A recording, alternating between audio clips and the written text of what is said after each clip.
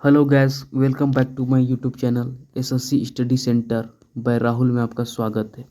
तो पिछला वीडियो में हमने बाबर के बारे में डिटेल से पढ़ा था। बाबर मुगल साम्राज्य के संस्थापक थे। उसके बाद बाबर के बाद आए हुमायूं।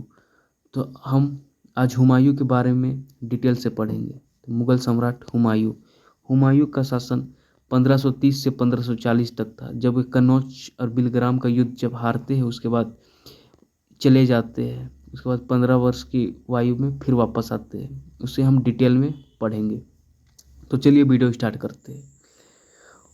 हुमायूं मुगल सम्राट के दूसरे सम्राट थे।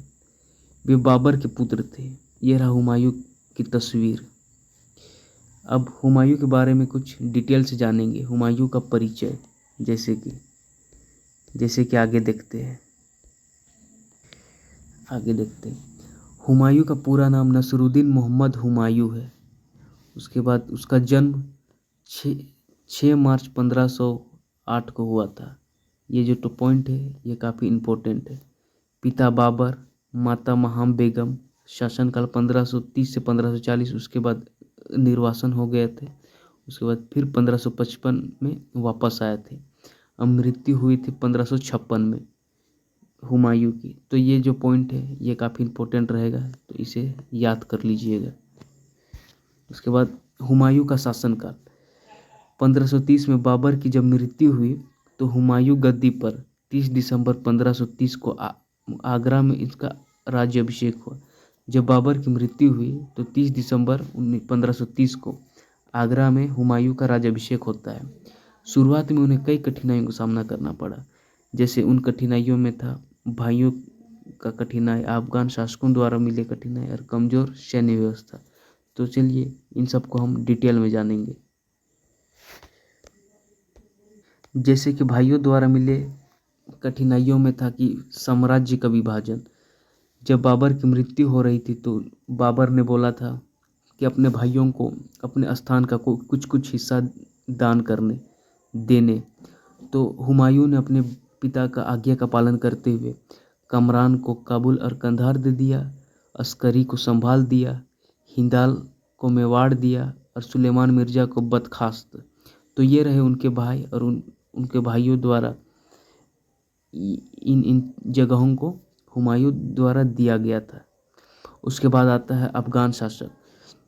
मोहम्मद लोदी अभी भी अपने आप को दिल्ली का उत्तराधिकारी मानता था। अफगानों में सबसे महत्वपूर्ण शेर शाह सूरी था, जो हुमायूं के लिए सबसे बड़ी समस्या थी। जब बाबर ने घाघरा के युद्ध में अफगान शासकों को हराया था तो उनका क्रोध काफ़ी उग्र था। तो वे अभी भी अपने आप को दिल्ली का उत्तराधिकारी मानते थे।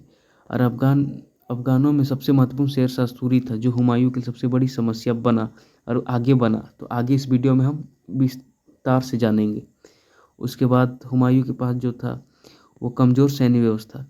हुमायूं के राजकोष खाली होने के कारण वह बड़ी सेना नहीं रख सका। हुमायूं का राजकोष खाली था जिस वजह से वह बड़ी सेना नहीं रख सका।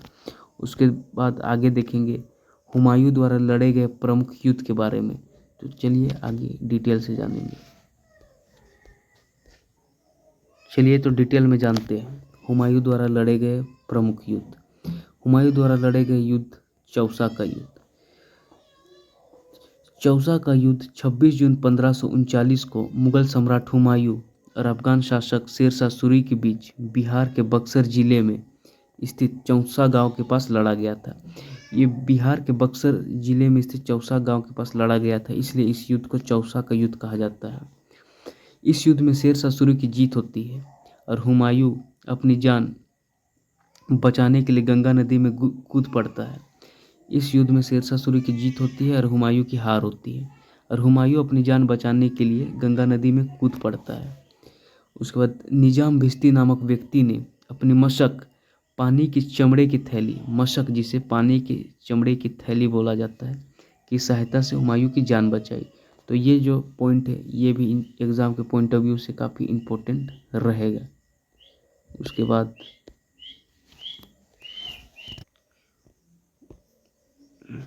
उसके बाद कन्नौज का युद्ध 1540 में।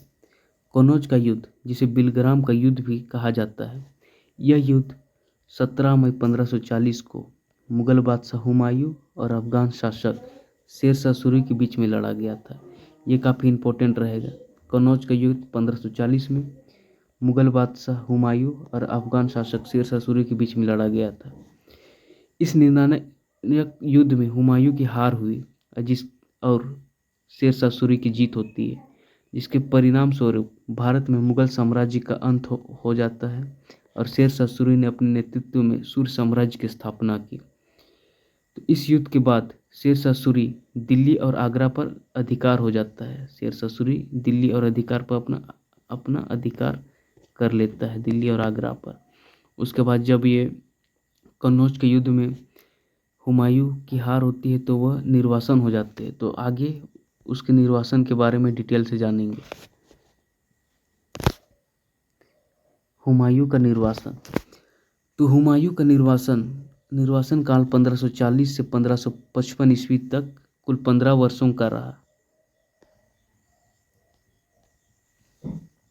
जैसे कन्नौज के युद्ध में शेर शाह सूरी से हारने के बाद हुमायूं को भारत छोड़ना पड़ा। इस कठिन समस्या में लगातार भटकता रहा और अंत में से ईरान शासक के पास शरण ली। कन्नौज 15 वर्ष का निर्वासन काल की मुख्य घटनाएं कुछ इस प्रकार है, जैसे कि शुरुआती भटकाव और सिंधु गमन 1540 से 43। शुरुआती जो उसका भटकाव था वो सिंध गमन पर था। तो भटकाव, हुमायूं दिल्ली से भागकर सबसे पहले लाहौर गया, लेकिन शेर शाह सूरी के डर से सिंध की ओर बढ़ा। उसके बाद विवाह 1541 ईस्वी में अपने भाई हिंदल के आध्यात्मिक गुरु की पुत्री हमीदा बानो से निकाह किया। हुमायूं हमीदा बानो से निकाह कर लिया।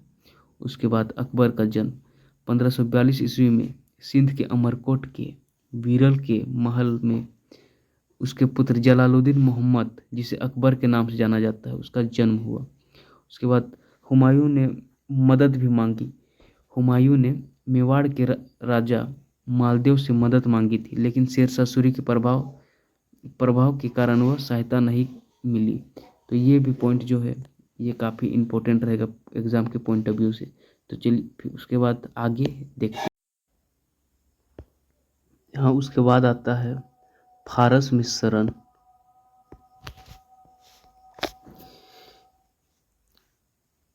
ईरान प्रस्थान चारों ओर से निराश होकर और अपने भाइयों के विरोध के कारण हुमायूं 1544 में ईरान भाग गया। उसके बाद शाह की शर्त, जब वह ईरान भागा और शाह के से कुछ शर्तें रखी। ईरान में सफ़ी वंश के शासक शाह तहमास ने हुमायूं का स्वागत किया, लेकिन मदद के बदले 2 शर्त रखी। हुमायूं के शिया संप्रदाय स्वीकार करना होगा, जो मुस्लिम संप्रदाय का एक भाग है। उसके बाद जीत के बाद कंधार का किला ईरान के शाह को सौंपना होगा। सहमति, हुमायूं ने परिस्थितियों को देखते हुए इन शर्तों को स्वीकार कर लिया। उसके बाद आता है भाइयों से संघर्ष और पुनः सत्ता की तैयारी 1545 से 1554 के बीच। कंधार और कबूल पर विजय। ईरानी सेना की मदद से हुमायूं ने 1545 में अपने भाई कामरान और अस्करी को हराकर कंधार और कबूल पर कब्जा कर लिया, जिसे वो अपने पिता बाबर के आदेश अनुसार दोनों भाइयों को दिया था। उसके बाद साम्राज्य की कमजोरी का लाभ, जब 1545 में शेरशाह सूरी की मृत्यु हो गई तो उसके बाद सूर्य साम्राज्य कमजोर होने लगा और उसके उत्तराधिकारी अयोग्य साबित हुए। उसके बाद हुमायूं ने भारत पर पुनः विजय प्राप्त किया। पुनः विजय प्राप्ति के बारे में पढ़ेंगे। तो मछुआरा का युद्ध, मई 1555 में हुमायूं ने अफगान सेना को पंजाब में हराया और सरीन का युद्ध जून 1555 में हुमायूं के सेनापति बैरम खान ने सिकंदर शाह सूरी को सेना को अंतिम रूप से परास्त किया। रहा इम्पोर्टेंट टॉपिक। सिकंदर, हुमायूं के सेनापति बैरम खान ने सिकंदर शाह सूरी को सेनापति को अंतिम रूप से परास्त किया। उसके बाद पुनः राज्याभिषेक, 23 जुलाई डेट याद रखिएगा, 23 जुलाई 1555 को हुमायूं दिल्ली के शासन पर दोबारा बैठा और इस तरह उसका 15 वर्ष का निर्वासन समाप्त हुआ। अब हुमायूं के बारे में कुछ महत्वपूर्ण तथ्य, जैसे कि 1556 में पुरानी किला, जिसे ओल्ड फोर्ट के नाम से जाना जाता है, वहाँ सीढ़ियों से गिरने के कारण उसकी मृत्यु हो गई। हुमायूं की मृत्यु 1556 में पुरानी किला, जिसे ओल्ड फोर्ट के नाम से जाना जाता है, वहाँ सीढ़ियों से गिरने का उसकी मृत्यु हुई। हुमायूं का मकबरा दिल्ली में स्थित है, ये भी काफ़ी इम्पोर्टेंट रहेगा एग्जाम के पॉइंट ऑफ व्यू से। उसके बाद हुमायूं नामा की रचना गुलबदन बेगम ने की थी, जो उसकी बहन थी, ये भी इम्पोर्टेंट है। हुमायूं ज्योतिषी में विश्वास करता था, इसलिए वह सप्ताह के 7 दिन अलग अलग रंग के कपड़े पहनता था। तो ये रहा हुमायूं के बारे में कुछ इम्पोर्टेंट। तो उम्मीद है कि आपको यह वीडियो बहुत अच्छा लगा होगा। अगर अच्छा लगा तो like, share, comment and subscribe करें, ताकि कोई भी वीडियो आपके पास जल्द से जल्द आ जाए। तो इसके बाद हम आगे पढ़ेंगे। तो आज के लिए धन्यवाद, थैंक यू।